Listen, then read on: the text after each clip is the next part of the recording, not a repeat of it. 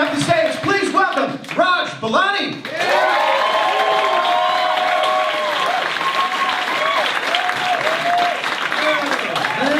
Thank you guys very much. Thank you.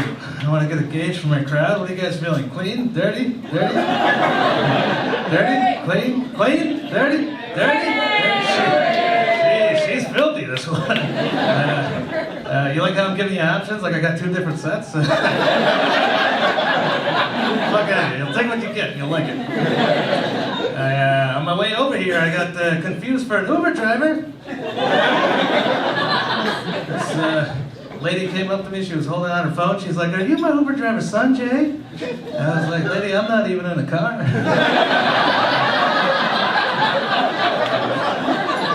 She's waiting across the street, just like you.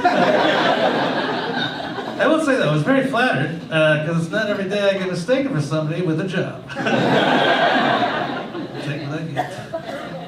I do have a job though. I direct TV commercials for a living. I know it's kind of cool, you guys can bang me later.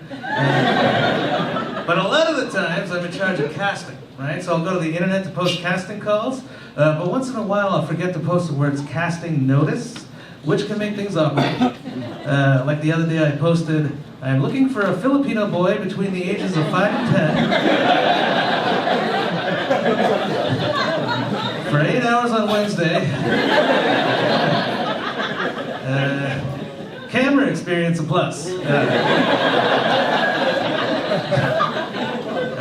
I got a lot of response, just not the kind I was looking for. This one dude sent me an email. He was like, "Dude, don't fuck kids." And I was like, "Hey, I'm just trying to do my job." Yeah, I don't fuck. I'm not into Filipino boys. You guys can relax. However, what I am into, I'll tell you guys this, I'm into she-male pornography. Anybody here watch she-male porn?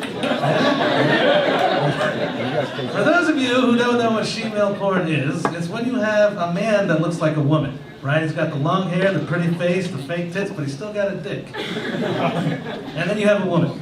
So when the camera's up top, it looks like lesbian porn, but when it swings down below, we still got straight porn.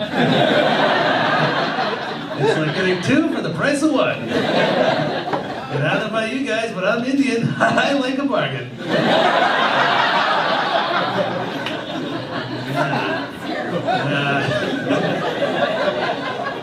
Anybody here have a speech impediment growing up? Yeah. What was the issue? A lisp? A lisp? Yeah, that's a common problem. I had a problem with my W's. I couldn't say words like what. I would say what. Yeah, I had a problem with my D's. I couldn't say words like dog. I would say dog. So I'd be like, "What up, dog?" But now thinking back on it, I don't think I had a speech impediment. I think I just had an Indian accent. And my 2nd grade teacher was fucking racist.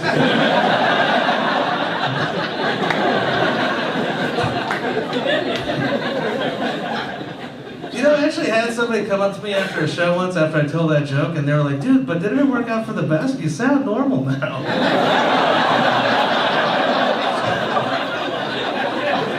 Are we allowed to talk to people that way? Is that a lot of backwards people out there, man. That's this guy, the same guy. His next question was, "Dude, were you born Indian?" I don't even know what that means. And I was like, "No, shit just went all sorts of crazy when I hit puberty."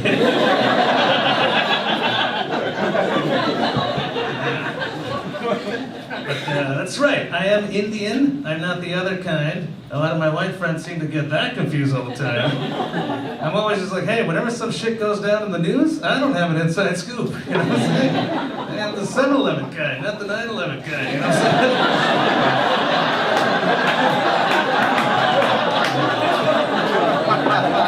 Two totally different types of people.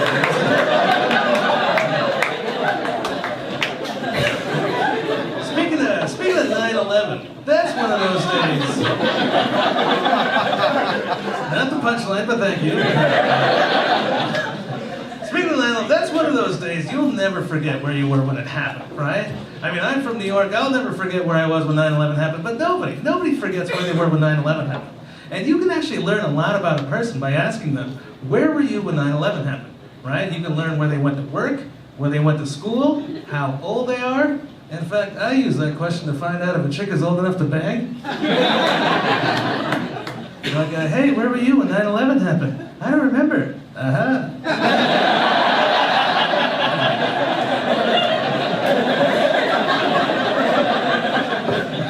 Well, I'm not fucking you. Speaking of banging, did you guys know that if you pump enough air into a vagina, it makes like a fucking sound? She knows. What is it called? Scream it out. Queef! Yes, as I told you, expert. Yes, it's called a queef. Those are weird. A while ago, I was having sex with my wife, and she queefed at the same exact moment I farted. It was like a perfect storm, you know? What do you even say in that situation? It got so weird, so I was like, chicks. I believe you owe me a Coke. Yeah. But not having a lot of sex right now, because recently I just got circumcised, and the crowd goes wild. Yeah, I got circumcised at the tender age of 32. A lot of people ask me, like, dude, why did you get circumcised as an adult? And I'm like, well, when you've been with the same woman for 11 years, you start running out of gift ideas.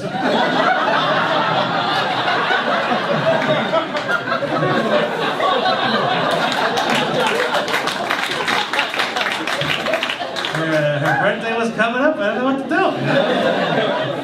do. But getting circumcised as an adult is a lot different than when you do it to a baby, right? Because with a baby, you don't worry about erections. This guy has one right now. And they're so painful, so I've been doing everything I can possibly do to avoid getting them. So the daytime ones, it's easy, right? I don't look at girls, I don't watch porn, I don't eat Taco Bell, I'm good. But it's those nighttime ones, those got me scared to fall asleep. It's like I'm living on Elm Street. As soon as I start to drift off, I hear that song, it's like, 1, 2, a boner's coming for you. Who needs sleep? But it's not all bad news, because recently I just got the okay to do hand stuff again. So I'm back in the game. But it's so funny how my doctor explained to me that I was ready for hand stuff. He was like, Mr. Belani, the skin around your penis is healing right now, so it's very susceptible to disease. So we want to keep it away from anything that's dirty. Assholes, vaginas, mouths, very dirty. And I was like, yeah, especially in that order.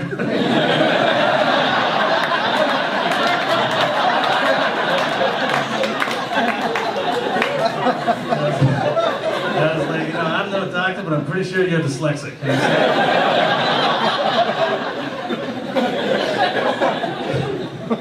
Yeah, I've been having some back issues recently, so I have to go see a new doctor. I hate seeing a new doctor, because it's like dating all over again, right? Every time you see a new doctor, you gotta make sure you're clean, because you never know what's gonna lead to what. The doctor could be like, ooh, that's a nasty ear infection. I'm gonna need to see your dick. And then you're like, oh man, I don't know how they're connected, but good thing I loofah. Well, this doctor suggested that I go see a masseuse for my back issues. So I went to a masseuse, she worked out the kinks in my back, and then proceeded to work out the kinks in my penis. I didn't think I had any kinks down there, but boy, did I. You ever get a hand job when you're not expecting one? It's like getting a bank deposit by accident. It's like, whoa, I didn't see that coming, but I'll take it. $60, hand job. Cheapest hand job I've ever got in my life.